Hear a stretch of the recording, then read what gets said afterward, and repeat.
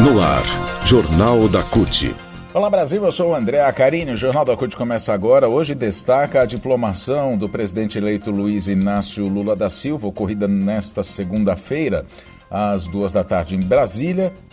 E também você fica sabendo que caminhões usados em atos golpistas transportavam drogas e contrabando, é o que diz a Polícia Rodoviária Federal, a partir de agora aqui no Jornal da CUT.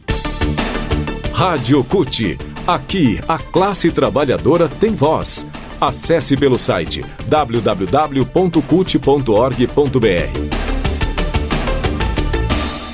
O Jornal da CUT começa dizendo então sobre a diplomação do presidente eleito Luiz Inácio Lula da Silva. Ele se emocionou e chorou durante a cerimônia de diplomação como presidente da República nesta segunda-feira na sede do Tribunal Superior Eleitoral em Brasília. O Lula diz que a população reconquistou o direito de viver em democracia e dedicou ao povo brasileiro o diploma de presidente eleito.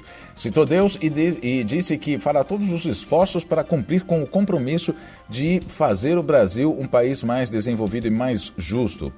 A cerimônia reforçou a vitória eleitoral em meio a atos antidemocráticos de apoiadores de Bolsonaro, primeiro presidente em exercício derrotado na tentativa de reeleição no Brasil.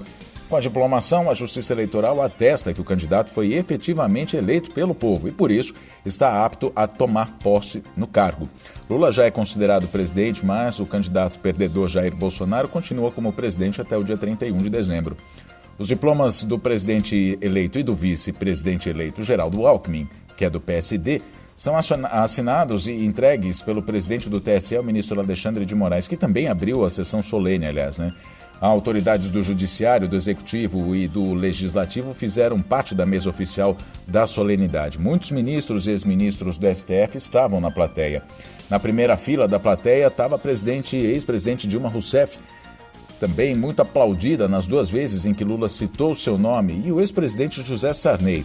Os presidentes do Senado, Rodrigo Pacheco, e da Câmara, Arthur Lira, também estavam na plateia, assim como a presidenta do PT, Gleice Hoffmann, que é deputada federal reeleita pelo Paraná. Ela também recebeu calorosos aplausos da plateia. Já o presidente do Tribunal Superior Eleitoral, o Alexandre de Moraes, ministro Alexandre de Moraes, ele criticou durante a solenidade, a cerimônia de diplomação do presidente eleito Luiz Inácio Lula da Silva. Ele disse o seguinte: grupos extremistas autoritários, criminosos que não conhecem o judiciário brasileiro, foi uma das frases que ele usou, né? Ele se referiu aos golpistas que ocupam estradas com atos violentos e aqueles que estão em frente aos quartéis desde o dia 30 de outubro porque não reconhecem a vitória de Lula. Ele disse: grupos organizados e já identificados vão ser devidamente responsabilizados para que isso não retorne nas próximas eleições. A Justiça Eleitoral se preparou para combater com eficácia, eficiência e celeridade os ataques criminosos ao Estado Democrático de Direito, disse Alexandre de Moraes. E ainda que o Poder Judiciário brasileiro tem coragem, tem força, tem altivez, manteve sua independência e imparcialidade, realizando eleições simples, transparentes e seguras.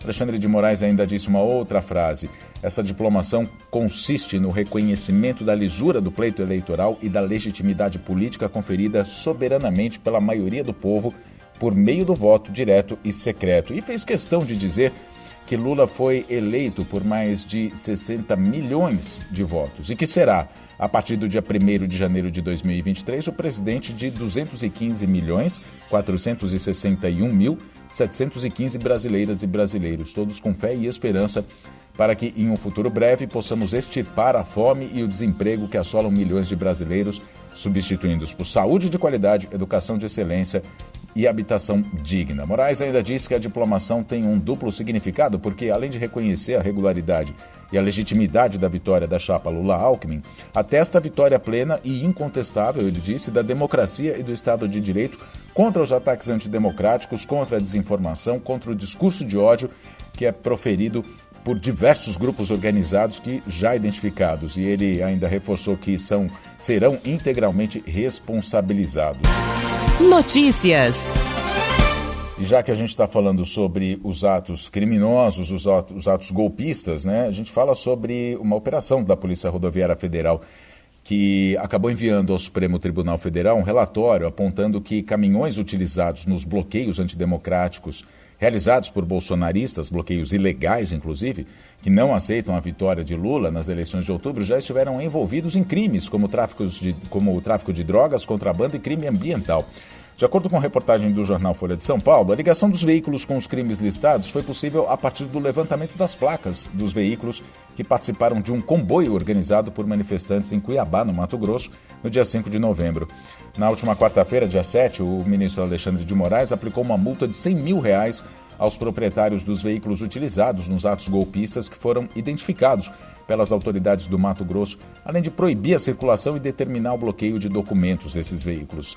Moraes também tornou esses veículos indisponíveis. O que isso significa? Significa que está proibida a circulação e os documentos estão bloqueados. A decisão ocorreu depois de ele ter determinado a adoção de providências para desbloqueio de rodovias e espaços públicos no estado, e esses caminhões continuaram, né? Um deles, um veículo Mercedes-Benz modelo Actros 265, registrado em nome da empresa Cipal Indústria e Comércio, já tinha sido apreendido em outubro, um mês antes dos protestos dos quais esse caminhão estava participando. Segundo o documento da Polícia Rodoviária Federal, ele foi flagrado, pego na BR-101, altura de Palhoça, em Santa Catarina, transportando 3 toneladas de drogas. 3 toneladas de drogas. Eram 2 toneladas e 900 quilos de maconha e 103 quilos de skunk, uma outra droga.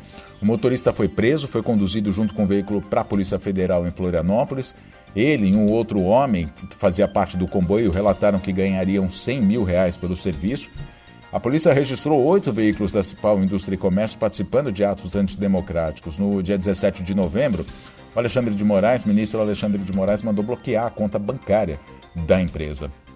Com essas informações a gente termina então o Jornal da CUT dessa terça-feira. Muito obrigado pela sua companhia, nós nos falamos na próxima edição. Até lá!